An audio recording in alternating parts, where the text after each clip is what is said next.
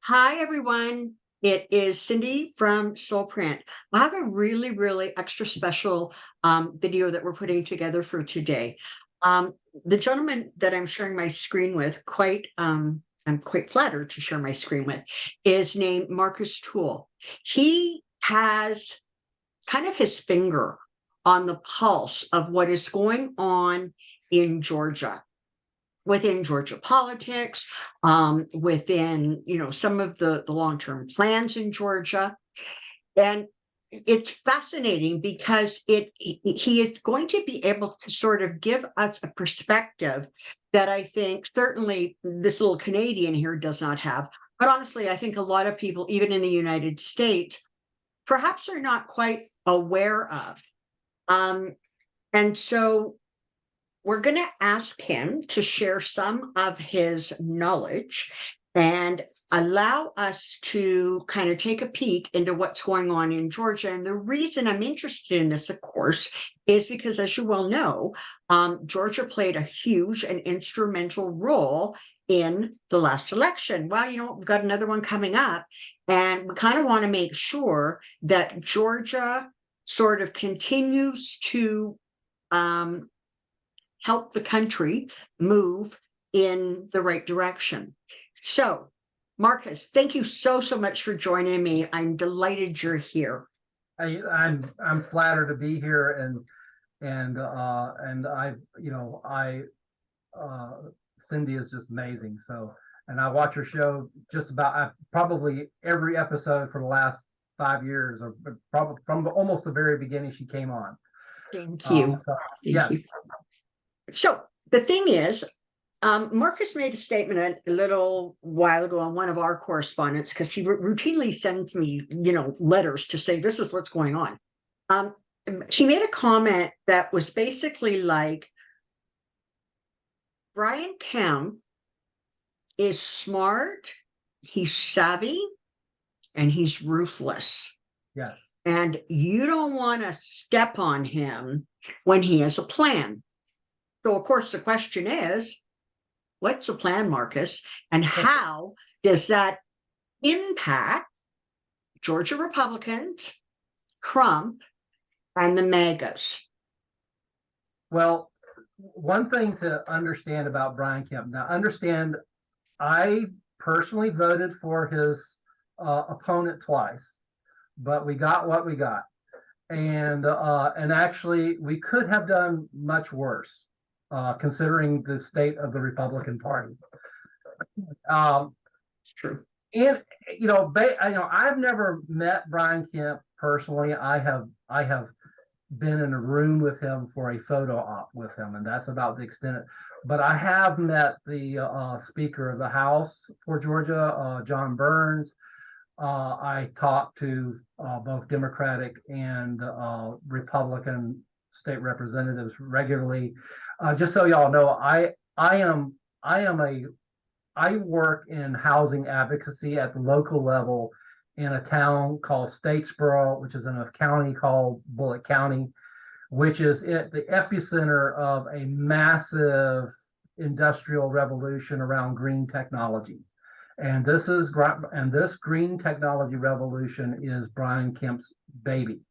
And if he gets his way, this will be this region of Southeast Georgia, which is basically the Savannah region, will become a major city, and will become the epicenter of a transformation of our economy around green technology and carbon,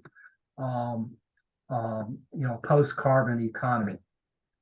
None of that sounds Republican, and I realize some of you are trying to bend your minds around that. No one knew. Brian Kemp will use the terminology of just technology, but there is a definite theme to every one of these companies that are coming into Georgia, and also the rhetoric we've heard was, get ready for a new economy. a completely different kind of economy. So the thing to know about Brian Kemp that's really important, he actually is what Donald Trump pretended to be. He is a guy who owns multiple, controlling interests in multiple corporations, in finance and agribusiness and manufacturing, financial services, investment industries, and people who I know who know him will say that he is when it comes to things like investment and stuff, that he is a genius. The other thing to know about him is that he is a creature of the corporate world, and it's almost like he Vulcan mind melds the other corporations. The other thing that people who know him personally, what they'll say about him is that while he is temperamentally and philosophically conservative, he is indifferent to political parties. And the other thing about Brian Kemp is that the things he does don't always line up with Republican stuff very easily. He is right now, he's just recently unveiled a scholarship program in Georgia, which will essentially make going to technical college and university virtually free, according to him, virtually free for certain low income, for most low income students. He's touting it as the most aggressive post-secondary education program in the country. So those are not policies that easily, in my mind, fit into the Republican category. Historically, yeah. So I was just going to say, so part of the reason for this sort of college push is because they're looking for people to be trained and educated for this whole green plan that he has going. Absolutely. First thing Kemp did was, when he became governor, is radically expand the technical colleges and universities, especially the engineering departments in the universities and the green technology stuff at the technical colleges. And he began that before the 2020 election. Also, another big part of the equation is, before the 2020 election, the one conservative politician told me that Georgia under Brian Kemp invested around $1 billion in preparing the way, through buying land, through updating universities and technical colleges before the 2020 election. So I understand the picture of this. Brian Kemp was banking the farm that the Democrats were going to win 2020. And then, you have $1 billion sort of banked on Joe Biden winning, and Donald Trump comes calling down to Georgia, trying to get you to change the results of that election. Aside from the fact that it was illegal, Brian Kemp had no motivation to help him out whatsoever. So what is sort of, I mean, I know you can't get into his head, but what do you think some of the strategies are that Kemp is going to use to kind of keep sort of the Republicans, particularly the MAGAs, under control, not to mention Ms. Green? Well, one of the things he's been doing, since this mess in Washington, D.C. has been happening with them overthrowing Kevin McCarthy. If you look at the web pages of Brian Kemp and Speaker John Burns and some of the other major Kemp allies that are in the Georgia legislature, there is absolutely no trace of the Republican Party on their websites anymore, on their Facebook pages anymore. They talk about this education program that the governor is launched. They talk about these factories. They're standing next, they're doing ribbon cuttings. They're standing next to firemen and soldiers and policemen, and you know, you will not find a picture of them standing next to a congressperson from Georgia. You know, or even national figure who's a Republican. You aren't there. The R word isn't on their web pages anymore. They are not talking about guns. They're not wanting to talk about drag queens and you know, drag queen story time. They're not wanting to talk about abortion. None of that stuff is on their webpage. They're just wanting to talk about education and factories and green technology and all of which things that, you know, don't sound so bad if you're a Democrat. Yeah. And that's what they're wanting to talk about right now.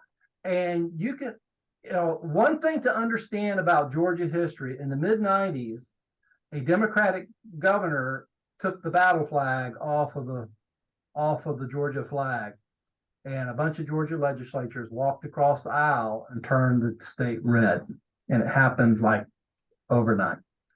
And I honestly, when I look at what Brian Kemp is doing, the messaging he is sending out, he is putting the Republicans on notice that could happen again if they push him too far. And boy, would that be a sight if that were to happen. So what you would have then is people crossing the floor and those, you know, it really tipping the House into Democratic. Right, and when you're on the local, when you're on the ground in Bullitt County, you know, the whole world is watching what's going on in Atlanta with Bonnie Willis but what is happening on the ground in Bullitt County in some ways may be more important, because what's happening on the ground in Bullitt County is more likely to cause Brian Kemp to switch parties. And that is, we're having, you know, on our board of commissioners, most of the members on our board of commissioners is two very conservative Democrats, and for conservative Republicans, but they're Brian Kemp Republicans. They're not this crazy wacky doodle MAGA, you know, throw everything in the fire kind of Republicans. But the crazy people have taken over the local party apparatus. So the current chair of the Republican Party is whipping up just you know, stuff I've never thought I'd see in Statesboro, Georgia. You know, where you know, at our last county commission meeting, you had you know, it started out as a shouting match over the factories between the elected officials who are Kemp people and these protesters in the room who were MAGA people. And then it turned into a shouting match over the issue of threats of physical violence towards county commissioners and people bringing guns into the county commission chamber. And you have the chair of the county commission pointing out where the guns were in the previous meeting. And so, you know, this stuff is happening in a place where Brian Kemp has 8 factories under construction and is trying to make deals to get 10 to 20 more. And you have this stuff going on at the hands of MAGA. And I promise you, Kemp cares way more about these factories than he does about the Republican Party. And I suspect, and I hope we have time to ask some pendulum questions. I suspect he cares more about these factories than he does ever getting elected to office again. This is what he has. This has been his mission. This is the thing he's wanted to do long before he's coming. This is what he wanted to do. He wanted to create a model for a green economy, and that you can make it profitable and you can do it in a Republican sort of way, and that's his baby. And he is not going to let anyone or anything get in his way, especially now that he's this close. So what do we think the ripple effect is if some of those conservative Republicans and sort of siding with Brian Kemp and pushing really back against the MAGAs. What is the impact to other southern states, or is there one?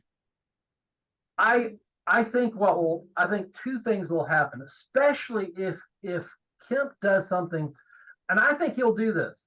I think if the Republicans don't find a way to stop Trump from winning the Republican nomination, I mean, you know, I it's just hard to see how Kemp backs down after the things he's already done. Yeah. I think he's going to flip parties or at least go independent. And whether he becomes a full-fledged Democrat or not, if the Republicans nominate a convicted felon, I just have a feeling that Kemp and a bunch of these other guys are going to end up endorsing Joe Biden. And if he did that, Joe Biden would be an absolute fool if he did not have Kemp speak at the Democratic convention. If Kemp speaks at the Democratic convention, it will flip Texas. Because all those corporations, all those corporations that are moving into Texas with their green technology, those are the same corporations that are moving into Georgia. And Kemp that is the air he breathes. And like those corporate guys, they really don't care who runs the show in Washington, D.C. What they they want stability. They like their tax breaks. Yeah. But if that tax breaks come at the expense of stability, they'll pick stability every time. And I just think predictability. And and see the thing is if this happened, if Brian Kemp switches sides, Georgia flips blue, all these MAGA people, all these crazy folks are just going to go ballistic all across these southern states. And two things are going to happen. Brian Kemp isn't going to do it unless the corporate leaders are on board with it. Number one. Mm-hmm. And you create enough chaos in these southern towns and counties. All of a sudden, your bankers and your developers, your real estate people, the business people who also depend on stability, they're gonna go. You know what? Maybe Brian Kemp had the right idea. And if Georgia flips blue, then it's North Carolina, then it's Texas, and by 2028 it could be South Carolina. And let me tell you something: if Georgia flips blue and Kemp becomes a Democrat, enough Republicans will join the Democratic parties in these southern states that if Brian Kemp ran for president as a Democrat, he will win a whole bunch of Democratic primaries because a lot of these southern states have open primaries. And so if you're a Republican, you can go and vote as a Democrat if you want to. Mm-hmm. And that won't be enough to get Kemp the nomination, but it might get him a seat. He might get him nominated to be picked to be a vice president candidate. And if that were to happen, 2028, you could conceivably have every single southern state except Florida vote blue. Wow, that would be absolutely incredible, for goodness sakes. It just sounds, for people watching, we're talking almost exclusively about Brian Kemp, but there's a reason for that. The way Kemp and Raffensperger have handled the whole Donald Trump debacle has really given a very clear indicator that they're not going to put up with this sort of crazy nonsense. Trump foolishly thought that he could somehow browbeat them or bully them into playing his political game. The problem is that Trump's about as political as my dog, okay? And he was in there with big time players who, ooze political knowledge, wisdom, understanding, savagery, and um, what's the word I'm looking for? Power. The Yeah. power to move and shift things. And if you've got that kind of development going on in Georgia and Texas, and all of a sudden that becomes the focus and that becomes endangered in any way, you can bet that there's going to be a significant pushback from, sort of conservative Republicans. Over time, we've started to actually wonder if there are any of them left. But apparently, while we've been gnawing at our nails, wondering if they've been left, what they've been doing is very, very quietly going about their business and working strategies that are going to ultimately take away a lot of the power from the MAGA crazies. And I suspect that the people who, were MAGA and got voted in, I don't imagine that they have a great deal of longevity in those political circles, whether it is, state or city or federal. It just seems to me that their days are going to be numbered. And for all of us, that's really, really good news, because you don't want these people having sort of entrenching. They've already destroyed so much. Can you give us a little bit of kind of any background that you know about what's going on with the trial and how Fonnie Wills is coping with things, security, just more importantly, just I don't want the details of the trial. We're going to get those on MSNBC and CNN. I want to know how the people of Statesboro, the people of Georgia, are reacting and responding to what's going on. Well, I don't have as good of a pulse in that because I'm not really all that close to Atlanta, where I think the trial would be much more of a focus. I'd say in here, the factories are such a big thing that is like there's a lot of in fact, what would be an interesting thing the channel would be, okay, it is, I don't think it's as physically hot in other counties as it is here, but I would be interested to know if there's a lot of tension at local level in counties outside this sort of massive growth zone. There's still a lot of counties in Georgia, especially you get down in southwest Georgia that are there are a ton of counties down there in the Albany, Valdosta, Columbus, Georgia area that are still very depressed.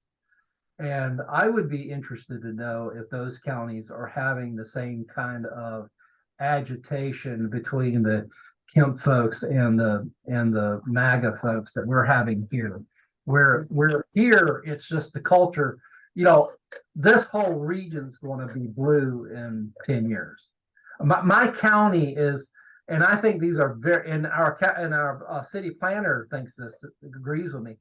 Our county manager says that Bullitt County should grow by 20 to 25% by 2030.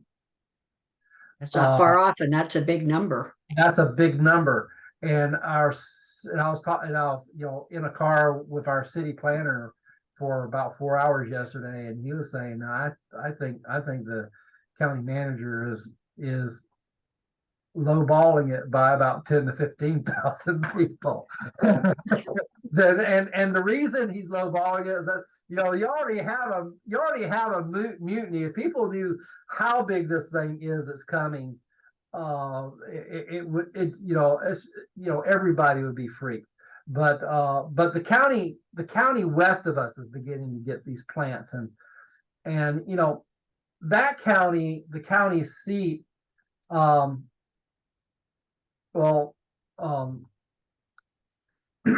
Cyndy will understand this route. The county seat of Candler County is probably not as big as the town that Cyndy little. And they're getting a factory that's going to bring 8,000 people to town. so and they have, I mean, you know, right now those folks still think they're happy about it. People in Bullitt County have figured out, a lot of them figured out they are not happy about it at all. But the people in County, they say, "Oh, great, we're gonna." It's like, you know, I'm sorry, Metter, there was a little town of Metter. I'm sorry, I said the wrong town. Little town of Metter is just, I mean,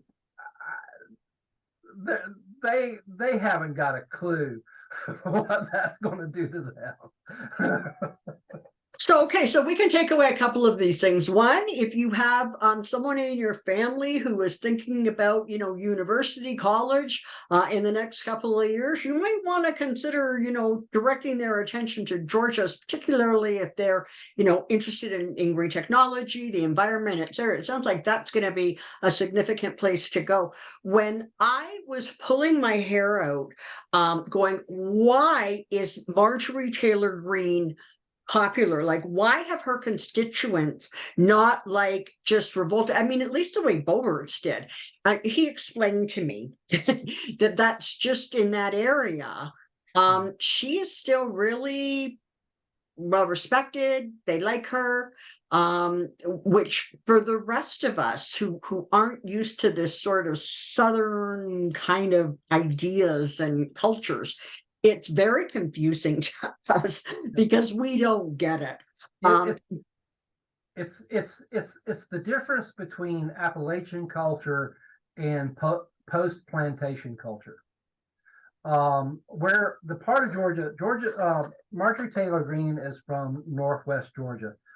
That was back during the Civil War and even post Civil War. That was the poor part of Georgia. The rich farmlands in the southern part of the state, you know, King Cotton was the big plantations, you know, the imagery of Gone with the Wind, you know, the plantation, you know, people with those big dresses and all that, you know, mint julep. That is Atlanta South, and especially the Savannah area, which is the area I in. So the culture here is more genteel, and the culture where Marjorie Taylor Greene is a little bit, and I don't want to use a pejorative term, but I want to use a term that kind of communicates. It's a little bit more quote unquote hillbilly, and you know, and that was where the cotton mills were, and all those companies went out of business because all that work went to China and stuff. And that's where the you know, pretty close to coal mining country, really depressed. And then when the Georgia Olympics happened, a whole bunch of Hispanic people kind of moved in, and they kind of settled there, and they worked, you know, paving roads and preparing for the Olympics. And a lot of those folks took over a lot of the construction jobs. A lot of the construction companies are now Hispanic owned. That has because those were the jobs that were left. Once you don't have the manufacturing plants that were used to be there about once upon a time, you know, the in the minds of the people, all the Latino people came and took our jobs. Yeah. And so there's just a lot of things, and plus that's KKK country. The modern KKK started at Stone Mountain, Georgia, and there's a little town, there's a little county called Forsyth. It's changed now because it's been gobbled up by the Atlanta megalopolis.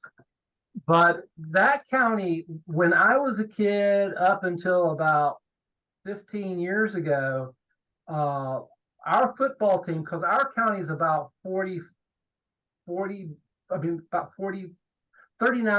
45% African American. Okay.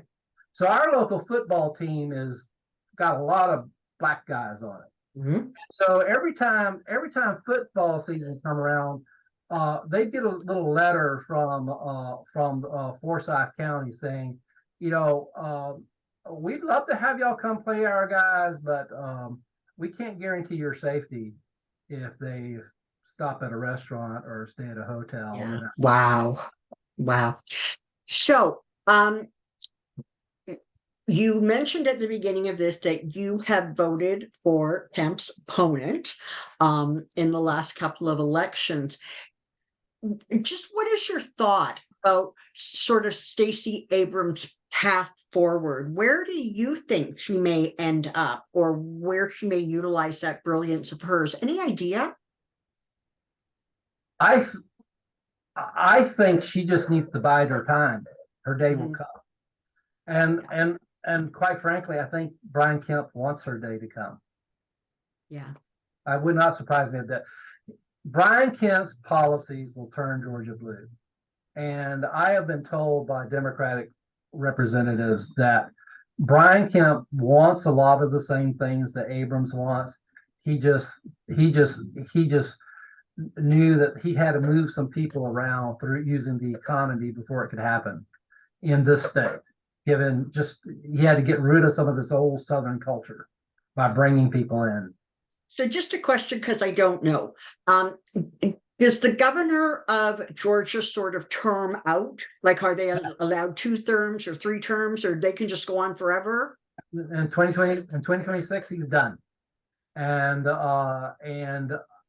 if my hunch is because of the war between him and MAGA, he would he if all things being equal, I think if he manages to stay in the Republican Party and remains able to survive a primary, that his sights would be on the U.S. Senate. He would be gunning because Ossoff's term will end at the same time that his term. So that would be the natural progression of it. However, if Kemp doesn't think he could win a Republican primary, and I have big doubts he could now, he certainly wouldn't win our area in a Republican primary. Um, in that instance, he might go Democrat and just go, okay, well, I mean, I'll do what I can to become a vice president or something like that, or at least be a kingmaker and end up Brian Kemp would make there would be at least 4 cabinet positions that if I were president, he would be my number one choice for. I mean, who would you want to have as your Secretary of Commerce? Yeah, good question. You know, Good answer. your labor secretary, or even because of what he's done to Georgia's higher education, maybe the secretary of education. I mean, he's not an educator; he's a businessman, but he wouldn't be an enemy of education, and he knows what he's doing. Yeah. And and I'm not a. I mean, if Brian, because of his history with LGBTQ issues and other social issues, I mean, I doubt Brian Kemp cares a whole lot about that stuff one way or the other. He just said what he had to say to become a governor of Georgia. Yeah. But I don't think I would ever vote for him, but you never know. I mean, if he I mean, I would much rather have a Brian Kemp as a president than a Democrat who is unrealistic and ends up doing things that kind of undermine the very things that they're trying to accomplish. But I would not be excited about a Brian Kemp presidency at all, because I'd worry about what he would do in the area of social issues. Yes. I can't read his mind. I don't know how he really thinks about that stuff. But for the economy and for education, he'd be really good. Okay, so now we can feel like we have gotten a bit of the inside scoop of what is going on in Georgia. Particularly fascinating that Kemp is just not going to suffer fools gladly. And I think MAGA, well, and Trump really falls into that category of fools. And, there was a lot of noise around Kemp's last win election. There's people who thought, he did some underhanded stuff, and that's irrelevant at the moment because he's governor, whether you like it or not. But it's very interesting to know that he has sort of his long range plans. It almost strikes me as like the Kemp legacy, right? Of what he wants to do with Georgia and what he wants to accomplish there. And when you're talking about green and you're talking about growth, it sounds like he's definitely the man to do it. Yes, and another really important thing to consider. As sad as I was to see Stacey Abrams lose that first election, not a one of us could have predicted what would have happened, what was going to happen in 2020. And I'll just tell you the honest truth. That Republican legislature and Senate would not have allowed Stacey Abrams to change the light bulbs in her office. Yeah. And so when you think about her ability, she would probably have been a one-term governor, because if she can't do anything, they just spent the whole 4 years fighting and nothing happens, and she's not able to fulfill any of her promises, and which is a very good chance. Then she gets. Go ahead. Jojo, I was just going to say it's a very similar scenario to Hillary Clinton, right? Had she won that presidency, they would have cemented her. She would not have been able to do anything. They would have blocked her every time she turned around. And so, yeah, Trump has been horrible, but at least the horribleness of him has really caused people to open their eyes and see kind of what was going on under the surface. And I think Stacey Abrams deserves better than what Hillary Clinton would have got had she won. And so let's hope that Stacey has a really amazing path ahead of her, because she's a remarkable woman. And the thing is, has Stacey Abrams won that election, we would probably have not Brian Kemp as governor now, but the guy who is our lieutenant governor, who is a MAGA loon. And Brian Kemp is protecting Stacey Abrams. I'm not in the ins and outs of it.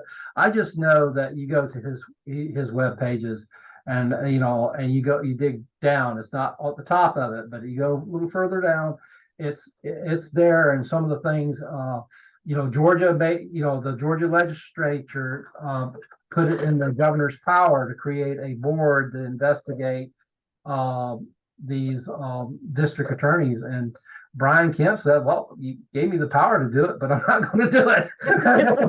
I can choose to do it or not do it." He did score some points with that one, I must admit. All right, listen, I want to wrap this up. Marcus, thank you so much. I just can't help but feeling that Georgia is one of those places that is sort of like going to create a template for other southern states in terms of the political shifts that are going to happen at some point. And so it was really delightful to have somebody who is so knowledgeable about Georgia and the area, particularly about the expansions that are going to go on there. That has been really helpful, and I think for everybody who doesn't live in Georgia, or certainly doesn't even live in that area of Georgia, I think that it's going to be really helpful for them to understand that there are plans in place. The crazies are not going to get the keys to the asylum. There are plans in place. And whether it is a Republican or a Democrat, it's important to remember that not everybody has lost their mind. So on that happy note, I'm going to thank you so very much for spending some time with me. And more importantly, if the people out there, if you guys watching this are going, that's really interesting, I wouldn't mind hearing a little bit more, particularly as we get closer to the election.